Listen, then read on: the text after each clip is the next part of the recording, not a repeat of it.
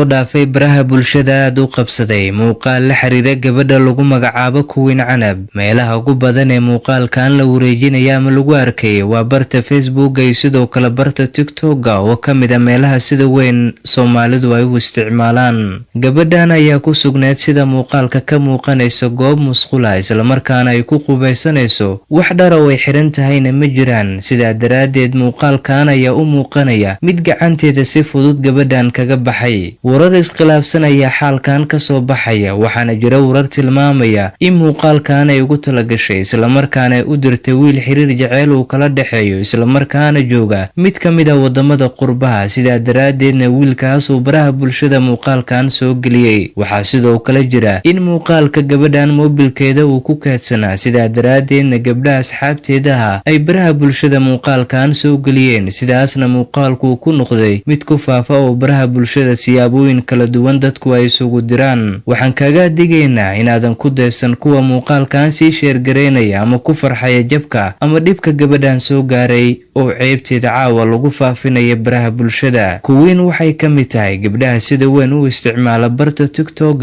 halkaana waxaa jira muuqaalo hore ay usoo dhigi jirtay, waxaana jira sidoo kale fariimo bulshada ciwaankeeda ku xiran ay u gudbi jireen kuwaasoo la xiriira inay wacyigelin gabadhan u jeedi jireen oo la xiriirta inay is asturto isla markaana ay joojiso muuqaalada la xiriira niikada amaba meelka dhaca ku ah diinteena Islaamka. balse caawa arrintan waxay ku noqotay gabadhan fajac, sidoo kalena ma aysan soo gelin baraha bulshada ee caanka ay ka ahayd. waxaana tan ay ku noqotay niyadjabkii ugu weynaa ee nolosheeda iyada soo gaaray maadaama muuqaal ay wada qaawan tahay caawa lagu faafinayo baraha bulshada. ma aan jeclaysan inaan halkan idinkugu soo gudbino muuqaalkaas oo ah midaan indhaha u rooneen. sidaa daraadeed waxaan kaga digaynaa inaadan qayb ka noqon dadka sii faafinaya muuqaalka gabadhaasi kana qayb qaado kuwa u ceeb qarinaya isla markaana niyadda u dejinaya maadaama qofka aadanaha uu qalad uu ka dhaco. isla markaana gabadhan weli iyadoo aysan shaacin muuqaalkan sababaha gacanteeda uu kaga baxay. hase haatee muuqaalka ayaa u muuqanaya wxiii canab oo musqul ku qubaysanaysa isla markaana wax dhar aan wadan. sidoo kalena muuqaalku u muuqanayo mid ay xilligaasi raalli ka ahayd. waa xilliga laga duubayay amaba iyada gacanteeda ay ku duubaysay, waaba haddii moobilka meel dhinaceeda ay saaratay. arrinta ugu hadlaynta badan oo dadka siyaabooyinka kala duwan caawa ay u falanqeynayaan waa dhacdada ama xaaladda gabadhan ay la kulantay oo ah mid dad badan ay ka fajaceen maadaama xaaladda soo gaartay ay tahay